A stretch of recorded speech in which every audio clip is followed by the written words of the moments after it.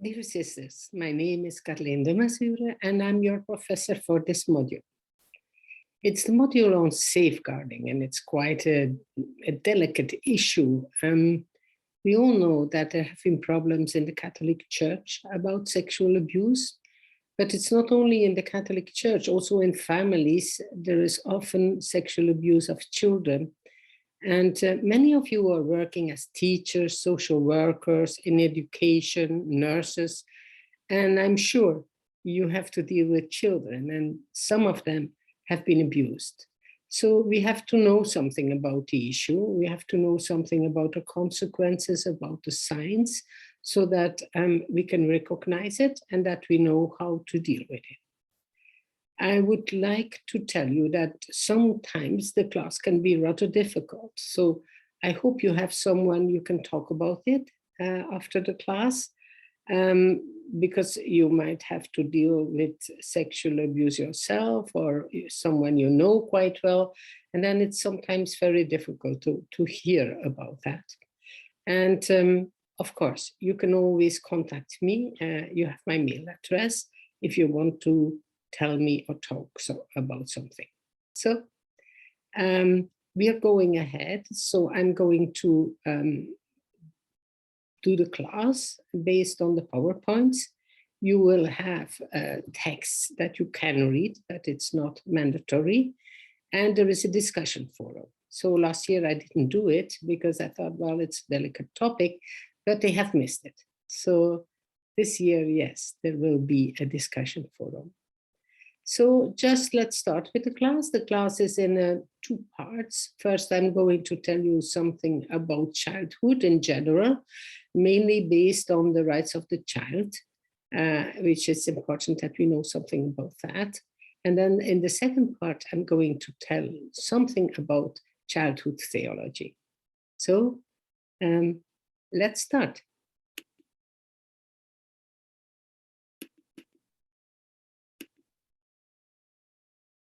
So here we are. I could have better done the reader's view, but anyway, we go ahead like this. So what is childhood? Well, normally Wikipedia says that it is from birth till 18 years old, till adulthood. So many countries accepted that age, 18 years old. But we will see also that for some countries, they have like a scale, like you can drive your car as soon as you are 16. However, you can only buy alcohol if you are 21. So it's like a scale of adulthood. Very much is influenced by a culture and defined by tradition. We know that in some countries you can marry quite young. In other ones, you have to be an adult, 18 years old at least. What is important to know is that for all of us, in a certain sense, childhood goes away, it passes because we get into adulthood. But if we look at it structurally in a society, there is always a group of children. So childhood is something very important, and we will learn today, and it's something you need to get in mind, that childhood is something that has a world on its own. We can not only see it as growing to adulthood, as if adulthood is the aim to be reached. Of course, we do not want them to die. That's not what I want to say. But they have their value on their own as children, and not only as the future of society. So the United Nations, the Convention on the Rights of the Child, defines a child indeed as a human being below the age of 18 years, unless under the law applicable to the child majority is attained earlier. This is ratified by 193 out of the 194 member countries. It's the United States that hasn't signed this convention. That doesn't mean that they treat their children badly, but they haven't signed it. So, and also in some countries, the government has signed it, but we see that still cultures are living that are quite different, and the government is not going to intervene with some of those cultures. But officially, all countries, 193, have accepted, all countries except one, have accepted the rights of the child.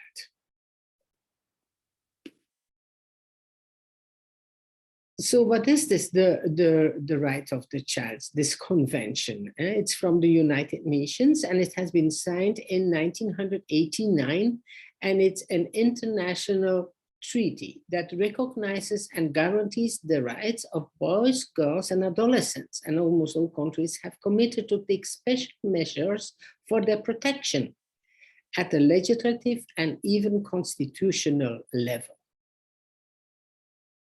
So here we have the document as it has been composed by UNICEF. So they made it more accessible, less, let's say, less legal language, more accessible language.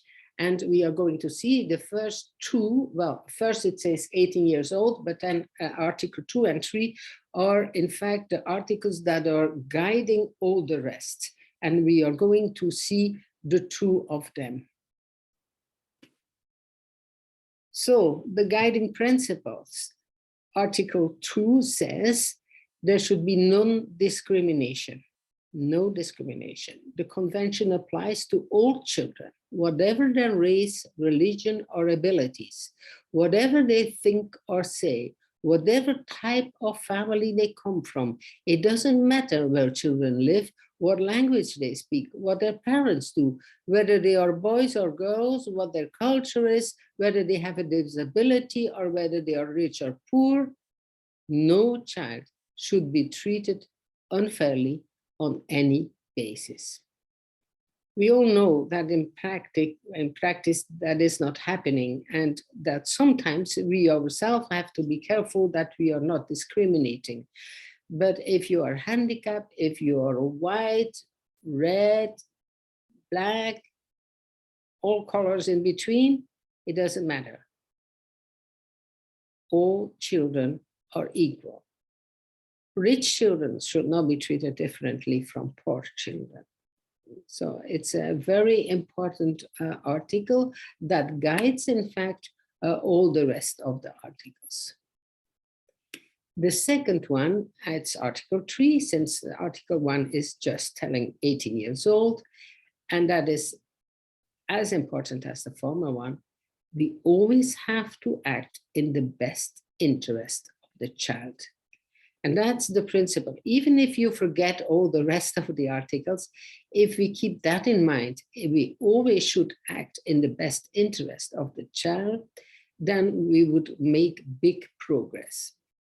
The best interests of children must be the primary concern on making decisions that may affect them. All adults should do what is best for children.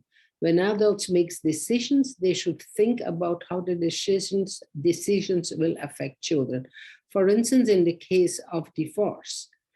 So in many cases, the people do not think about the children, or not very much, because they are so concerned with their own problems that they are not thinking about the child. And so we see situations in which children are having to go from 14 days in France and the other 14 days in New York. That's for sure that those are big challenges for children. And we really can ask the question, is that in the best interest of the child? So if you do not know which decision to make in your profession about children, that's the guiding principle. What is the decision that is in the best interest of the child?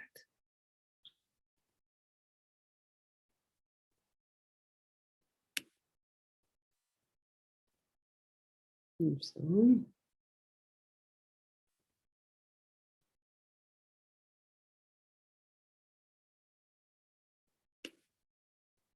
okay, sorry about that.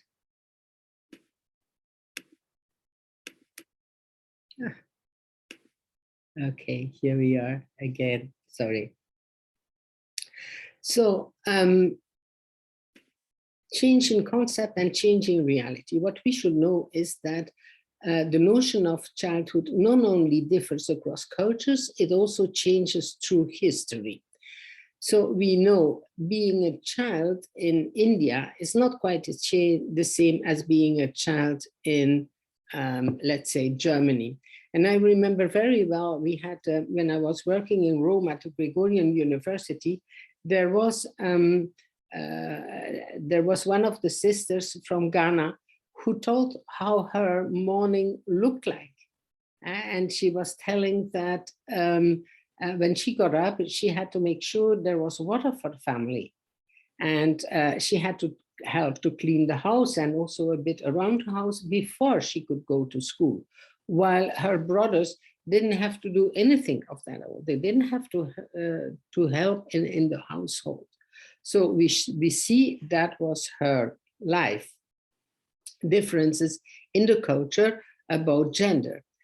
If we look, for instance, in my country, where I come from, it's from Belgium, we didn't have to do anything, in fact, in the morning, unless maybe on Sunday, put the table for breakfast. But my brother and I, we had to do it. One Sunday it was his task, and the other Sunday it was my task. So there was in fact no gender difference, and there was not much that we had to do in the household. I can say almost nothing that we had to do. So you see, through cultures, it changes, but it also changes through history. For instance, we cannot go through the whole history, but I just show you 3 pictures. And the first is from in the Roman times. So we have to know that children were everywhere. That was also in the time of Jesus. Children were everywhere and they had much freedom. With the Romans, as well, girls as boys could go to school. The girls not as long as the boys, but still till 13 years they had that right, which was different, for instance, from the Greek culture, where they couldn't go to school. But there was a big difference between the classes, the social classes, whether you were a child from free citizens or the nobility, or whether you were a child of slaves.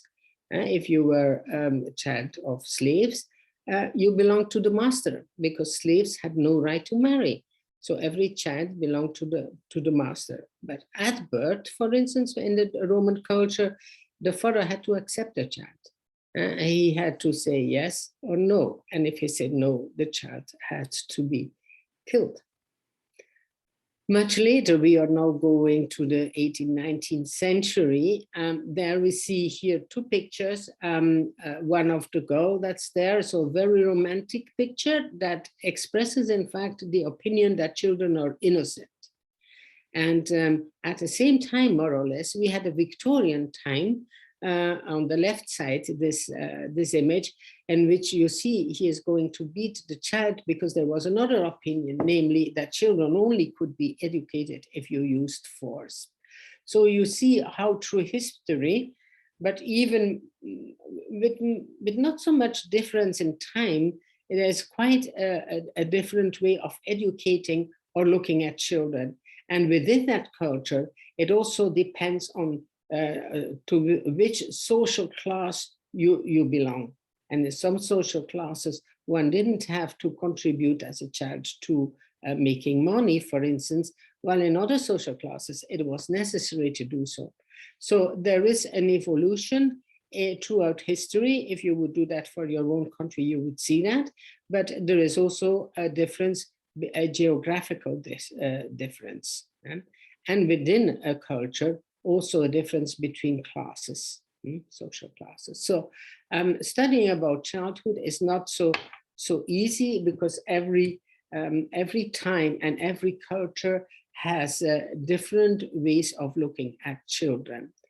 So the Convention of the Rights of the Child is really something very important, because it shows us that that people agree, in fact, on the value of children, because otherwise there wouldn't so many countries who would have signed that. So it's important. They have rights, and if you have some time, just read through them, through the ones of UNICEF that I have placed on Brightspace as well. So depending, as we say, on the developmental context, children and adolescents grow up in different life circumstances. And it's also influenced by cultural factors.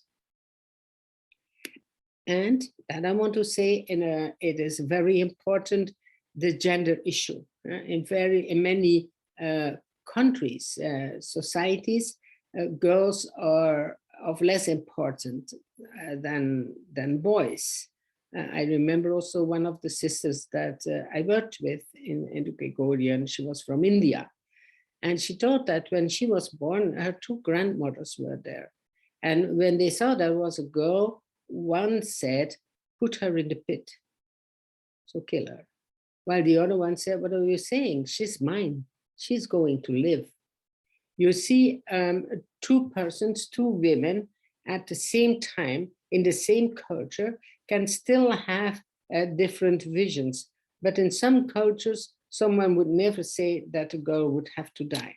We have seen similar things in China or in other countries. It's much more difficult for a child, for a girl, to live their lives. We are also going to see that many more girls are sexually abused than boys.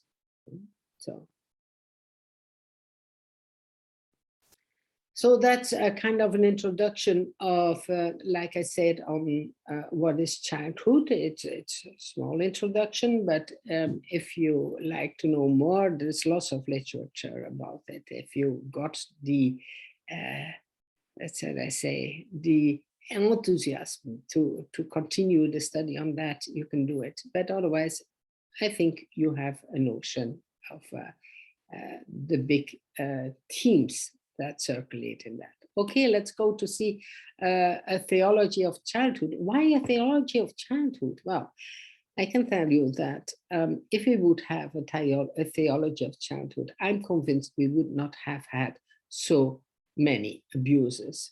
So just like 50 years ago, there were feminists who started to look at our Christian tradition, our Catholic tradition, to see what is told about women, because men didn't take much of attention about what was happening with women. And so it was like it fell through the holes of history. And so the feminists started to look at the Bible again and put a light on the women in the Bible. So what we want to do now with a theology of childhood is looking at our tradition and at the Bible, and look at what is said about children. And so one thing we can say to start with is that the society where Jesus was living was full of children. They were just everywhere. So it would be strange if nothing would be there, and there is. And the first publications have been done. Just let's get us to into the topic a little bit. So, the childhood theology, what do the Gospels say? Well, Jesus identified children as primary objects of care and service by his disciples. Children should be served with humility. Childlikeness is humility because children are vulnerable and weak and dependent on others. Sorry, their trust is in the divine favor. Matthew 18, 1-5, whoever becomes humble like this child is the greatest in the kingdom of heaven. So what he's putting there is putting a child as an example, because they are humble. They are not arrogant. They are humble, and that's why they will become the greatest in the kingdom of heaven. But important is, it's not the adult that is the example. It's a child. And we always think for children, we are the examples. Jesus inverses the roles. They are the examples. So let's go and see a little bit further. Children are also the models of entrance into the reign of God. And this is an inversion of Jesus of the culture of values. So not self-justifying because of doing the works of the law, but being as a child.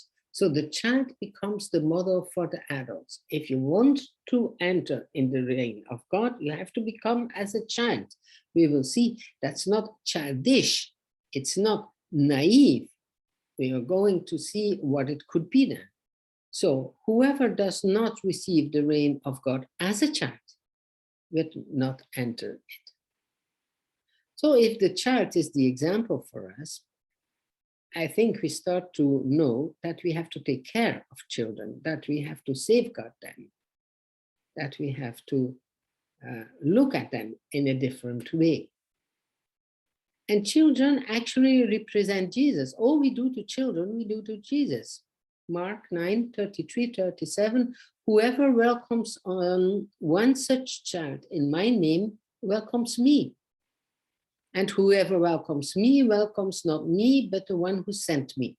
To become great in the reign of God is to love and serve children.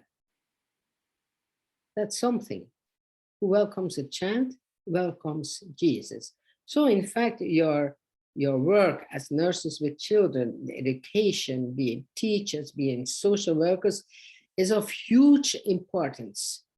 Because if you work with them or in the catechesis or whatever, if you welcome them, not discipline them, it's not about that, it's welcoming them, acting in the best interest of the child, you can keep those two together, you're welcoming Christ.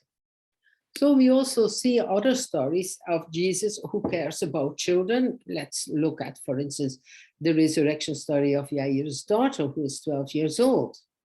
The raising from the dead of the son of the widow of Nain, Luke, and the healing of the possessed boy, just to name those. There we see he cares about the children, and we see in all those stories, the children are seen as a gift to their parents. We might sometimes think about them as a burden, but in fact, for Jesus and for the gospel, they are a gift. And then the sentence that we know, that you might already know quite well, because it's often used in the context of the sexual abuse of children, those who shall offend or harm, it depends on the translation, those who shall harm one of these little ones, which believe in me, it were better for him that a millstone were hanged about his neck and that he were drawn into the depth of the sea. So I don't see very much forgiveness there for those who abuse. They should be drawn in the depth of the sea. So that gives a bit already and some guidance about how we should look at children. We have, however, the epistles, especially Ephesians and Colossians, and there are a few texts in the pastoral letters that present children as subordinate members of the household, in fact, influenced by the Roman culture. And they say they have to obey and be disciplined by their father. Those texts are not entirely consistent with Jesus' view of children. But however, they have exercised a big influence on the history of Christian thinking. So in fact, they have put a shadow on the way of how Jesus was looking at children. And many have based their attitude toward children on the epistles and not so much on the Gospels.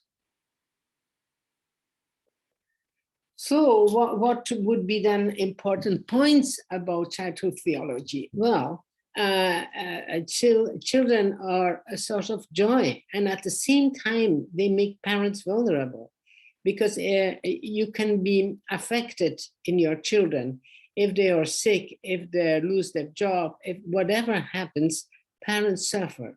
So at one side, they are a joy when they are small, but also when they become adults. They are very, it's very nice.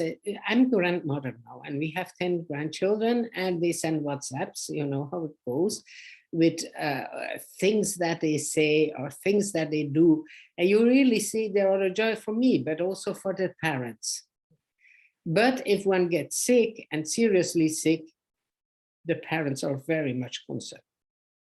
So it makes them vulnerable.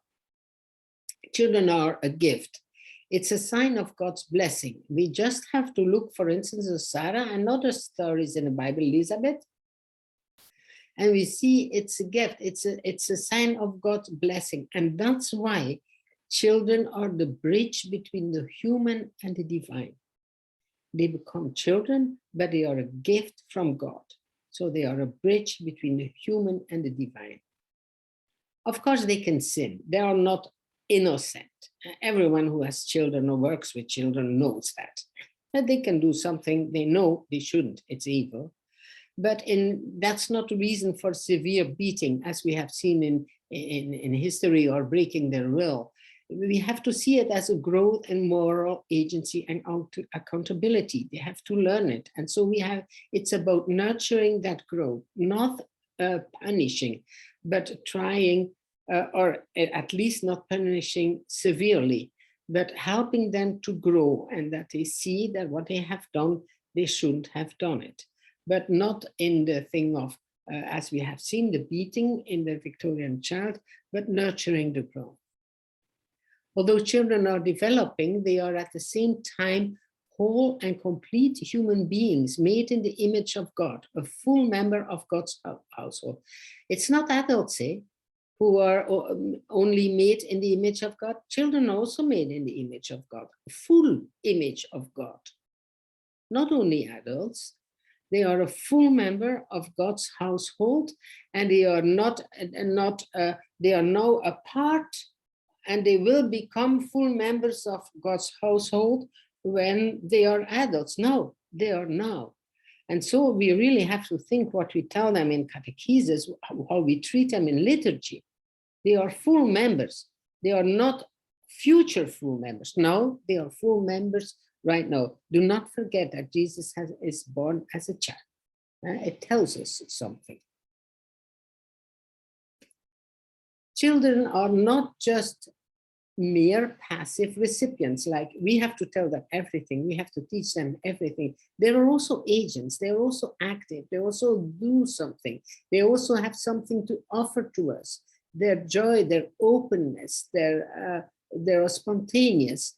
And to show, also the Bible shows us that children, that here was a bit an older one, but still a boy, and he came in John 6:9, and they told that there is a boy here and who has 5 barley loaves and 2 small fish, but what are they among so many? But we see that Jesus favors this small gift from this boy, and he nurtures, in fact, the whole environment, the whole group, the big group of people that are there. So we have to be positive and accept the gifts of children, how small they are. And they bring you a chocolate. I'm Belgian, I say chocolate. They bring you chocolate or something else, I don't know. Just do accept it as a gift of them, a way of their agency. So we left now this idea that children are merely passive. And we get in the childhood theology much attention for the agency of children. So the child's perception of reality is a corrective to the measured perception of adults. They are open to the wonders of life and can teach adults about that. So it's not this mission, only 5, what are we going to do with that? No, they have an other way. He is giving everything he has. So the first that has talked about childhood theology, in fact, is Karl Rahner, a Jesuit. And he says, okay, we think childhood goes over, but in fact it doesn't, because the child in us continues to live further. It's always there. So let's see what he says.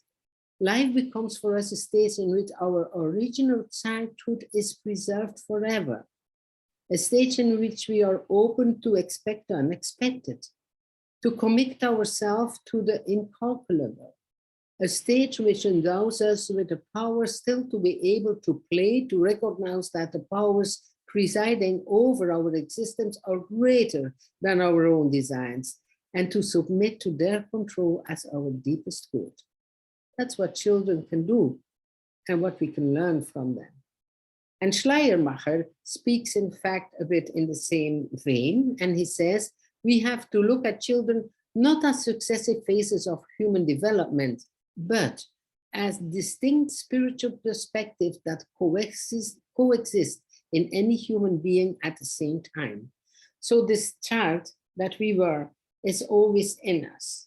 We know this, in fact, also from psychology. And I know from people working with people working who have been abused as children. I published a book that they asked me to publish with their stories.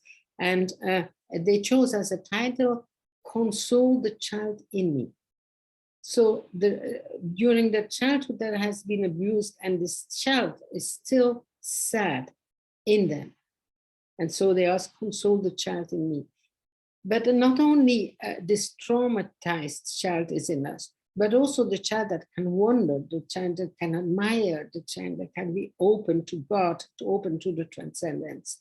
So children are important, and the child within us is also important because it gives us a way of looking at the nature, at reality in a different perspective. Not the measuring of many cultures anyway, like the Western culture, but also another way of looking at it. So children have true insights into spiritual things. They have an attitude of trusting dependence on God, an openness and a receptivity. They are open to others because of their natural need to accept vulnerability. So they cannot take care of their own health, of their own food.